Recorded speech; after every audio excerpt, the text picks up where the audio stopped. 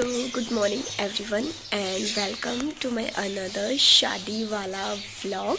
और रात को मैं कुछ ज़्यादा शूट नहीं कर पाई थी क्योंकि रात को हम बहुत ज़्यादा बिजी थे और पता ही नहीं लगा कि कब टाइम हो गया।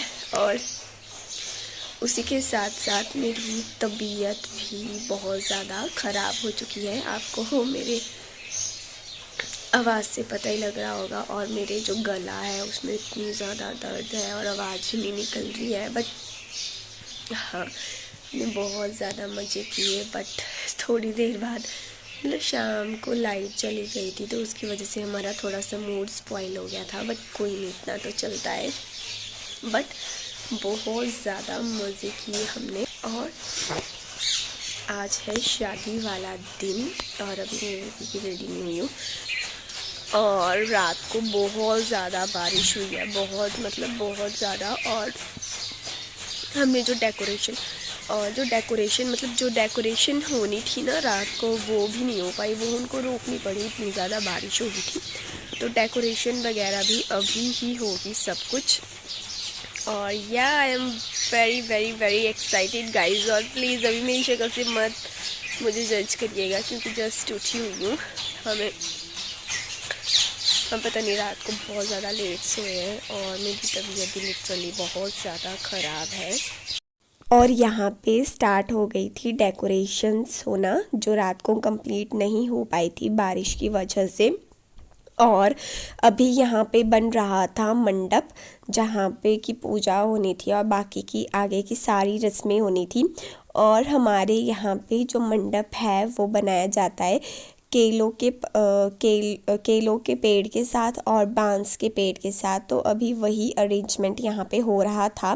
फिर उसके बाद मैं आ गई थी दुल्हन के रूम पे, जहाँ पे कि जो दुल्हन है हम उसको रेडी कर रहे थे, जो कि बहुत ही ज़्यादा सुंदर लग रही थी। आप देख सकते हो, टचवुड किसी की नज़र ना लगे, मतलब लिटरली वो बहुत ज़्यादा सुंदर लग रही थी। वो एक होता है ना शादी वाला ग्लो, लिटरली वो आ रहा था उस दिन तो।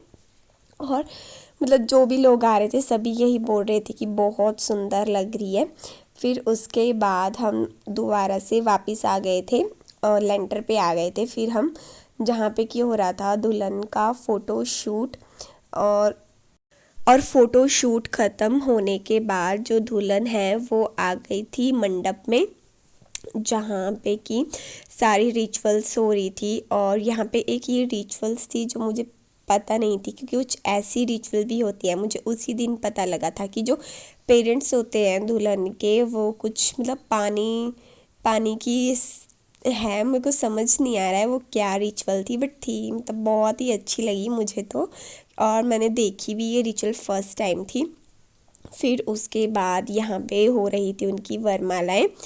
और फिर जैसे ही वरमालाएँ कंप्लीट हो गई थी तो उसके बाद वहाँ पे बाकी की एक एक करके सारे रिचुअल्स हो रहे थे जो भी वहाँ पे होने थे। और आप देख सकते हो कि जो दुल्हन है वो कितनी ज़्यादा सुंदर लग रही है, बहुत ही ज़्यादा सुंदर लग रही है। फिर उसके बाद यहाँ पे होने लग गए थे उनके फेरे।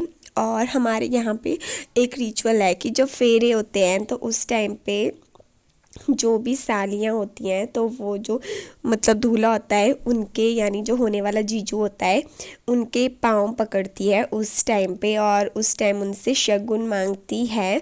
सो आप मुझे बताना कि आपके यहाँ पे ये रिचुअल होती है या नहीं होती है। और लिटरली गाइस, आज शादी को ख़त्म हुए 5 दिन हो चुके हैं, बट मेरी तबीयत अभी तक ठीक होने का नाम नहीं ले रही है। स्पेशली मेरा गला इतना ज़्यादा ख़राब है कि वो ठीक होने का नाम ही नहीं ले रहा है। और यहाँ पे उसके साथ साथ हो रहे थे उन लोगों के फेरे। और मैंने शादी की रस्में भी फ़र्स्ट टाइम ही देखी सारी, क्यों आज से पहले मैंने कभी देखी ही नहीं थी। और मैं इस चीज़ के लिए बहुत ज़्यादा एक्साइटेड थी और मुझे बहुत ज़्यादा अच्छा भी लग रहा था। फिर उसके बाद यहाँ पे जीजू दीदी को पहना रहे थे मंगलसूत्र। फिर इसके बाद जो दुल्हन है वो आ गई थी अपने रूम पे। इससे पहले उनका हुआ था फ़ोटोशूट जीजू के साथ। और फिर यहाँ पे वो खा रही थी खाना। और उसी के साथ साथ और रिचुअल्स भी यहाँ पे हो रही थी, जैसे कि मतलब जो मतलब बुआ होती है वो कंघी करती है जाते टाइम, तो वो हो रहा था।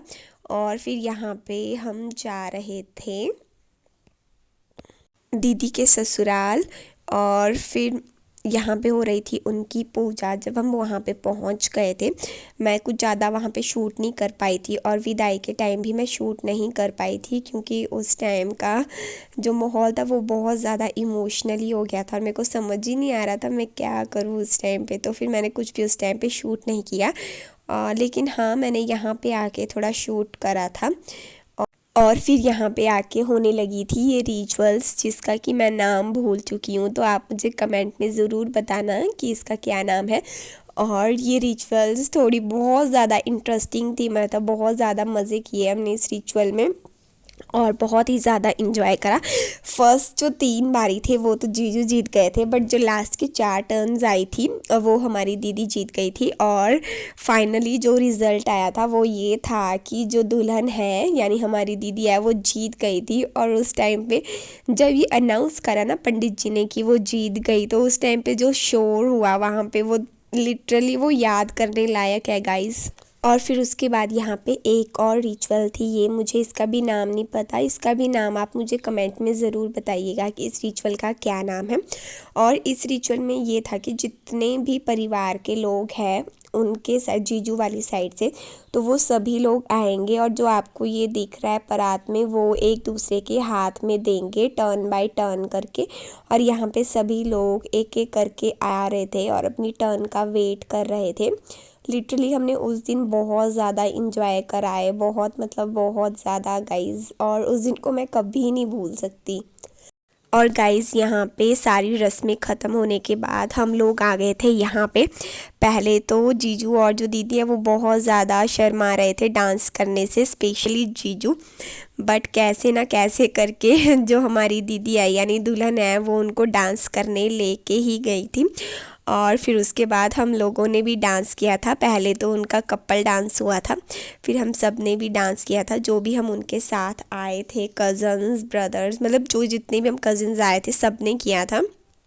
और लिटरली हमने उस दिन बहुत ज़्यादा बहुत मतलब कि बहुत ज़्यादा इंजॉय करा था गाइस। और आप देख सकते हो कि जो हमारा कपल है वो कितना ज़्यादा सुंदर लग रहा है साथ में, बहुत ही ज़्यादा, इनको किसी की नज़र ना लगे गाइस। और आप इन कपल को अपनी ब्लेसिंग्स ज़रूर देना।